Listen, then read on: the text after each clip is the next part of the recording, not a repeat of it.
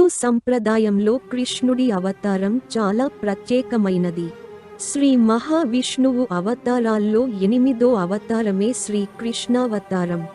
పరంధాముడు శ్రావణ మాసంలో బహుళ పక్ష అష్టమి తిథి రోజున రోహిణీ నక్షత్రంలో జన్మించడం వల్ల ఆ రోజును కృష్ణాష్టమి, జన్మాష్టమి, గోకులాష్టమి, అష్టమి రోహిణి ఇలా రకరకాలుగా పిలుస్తుంటారు.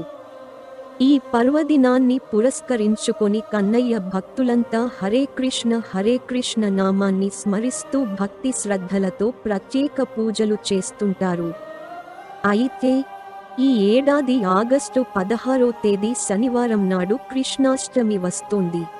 మరి ఈ సందర్భంగా శ్రీకృష్ణుడిని ఏ విధంగా పూజించాలి, ఎలా ఆరాధిస్తే ఏడాది మొత్తం గోపాలుడి అనుగ్రహంతో అష్టైశ్వర్యాలు, ఆయురారోగ్యాలు పొందవచ్చు, నెమలి పింఛాలతో ఎలాంటి విధి విధానాలు పాటిస్తే ఆర్థికపరమైన సమస్యలు తొలగిపోయి శుభ ఫలితాలు సొంతం చేసుకోవచ్చు అనే అంశాలపై ప్రముఖ జ్యోతిష్య నిపుణులు మాచిరాజు కిరణ్ కుమార్ ఈ విధంగా వివరిస్తున్నారు.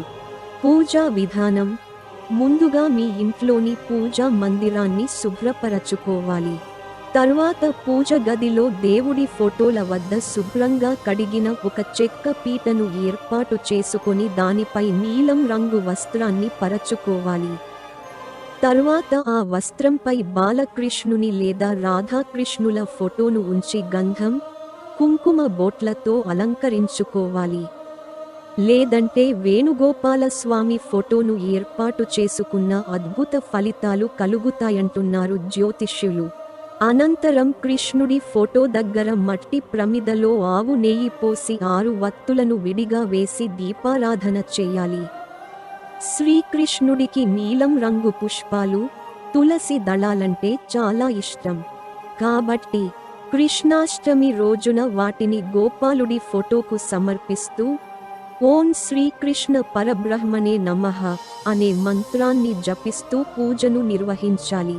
ఈ మంత్రాన్ని 21 లేదా 54 లేదా 108 ఇలా వీలైనన్ని సార్లు చదువుకుని ఆపై కృష్ణుడి అనుగ్రహం కోసం పాలు, పెరుగు, నెయ్యి, వెన్న, పటిక బెల్లం వంటి వాటితో చేసిన ఏదైనా నైవేద్యంగా సమర్పించాలి. ఈ విధంగా కృష్ణాష్టమి రోజు నల్లనయ్యను ప్రత్యేకంగా పూజించడం ద్వారా ఇబ్బందులు తొలగిపోయి ఏడాది మొత్తం అష్టైశ్వర్యాలు, ఆయురారోగ్యాలు సిద్ధిస్తాయంటున్నారు జ్యోతిష్యులు మాచిరాజు కిరణ్ కుమార్. జన్మాష్టమి రోజు కృష్ణుడిని పూజించేటప్పుడు కొన్ని నెమలి పింఛాలు గోపాలుడి ఫోటో దగ్గర ఉంచండి. పూజ పూర్తయిన తర్వాత ఆ నెమలి పింఛాలను ధనం దాచుకునే బీరువాలో దాచిపెట్టుకోండి. ఈ ప్రత్యేకమైన విధి విధానం పాటించడం ద్వారా కుటుంబంలో కలహాలు రాకుండా ఉంటాయి. ఏడాదంతా ఇంట్లో వారందరూ మంచి పురోభివృద్ధి సాధిస్తారంటున్నారు. అదే విధంగా అటుకులను నైవేద్యంగా పెట్టి దాన్ని అందరూ ప్రసాదంగా స్వీకరిస్తే ఆర్థిక పరమైన ఇబ్బందులు రాకుండా ఉంటాయని చెబుతున్నారు.